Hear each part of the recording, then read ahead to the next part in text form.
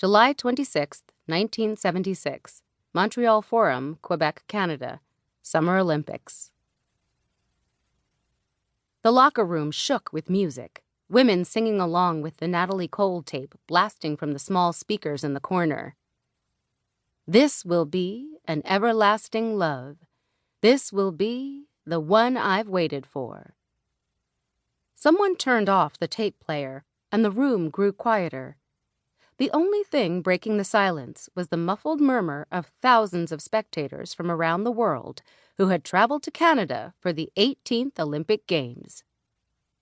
American basketball coach Billy Moore stood before her players in the bowels of the famed Montreal Forum just minutes before her team was to play Czechoslovakia in a game to determine the winner of the silver medal. The women in front of her would go on to become some of the most legendary names in the history of the sport, but at this moment they were still largely unknown. For people who paid attention to women's basketball, it was a surprise this team had even made it to Montreal, let alone that it was in position to earn medals in the first women's Olympic basketball tournament ever played. The United States had placed a dismal 8th at the World Championships in Colombia a year earlier, only qualifying for the Olympics in a last-minute tournament for also-rans just 2 weeks before the opening ceremony. Heading into the Olympics, one sports writer declared that the only positive thing anyone could say about U.S. women's basketball in the past was that it wasn't the most inept program in the world. Maybe the second or third worst, he wrote, but not the worst. A basketball coach must choose her words carefully in a pregame speech.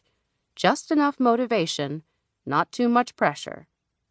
As she scanned the room, locking eyes with the veteran co-captain from rural Tennessee, the brash young redhead from Long Island, and the quietly determined black center from the Mississippi Delta, Moore sensed her players could handle a message that had been on her mind ever since the team's training camp in Warrensburg, Missouri, 6 weeks earlier. The coach had confidence in this group. And though she didn't think much about politics, she understood the moment in time in which this team existed. In the summer of 1976, women were demanding rights and opportunities all over the world.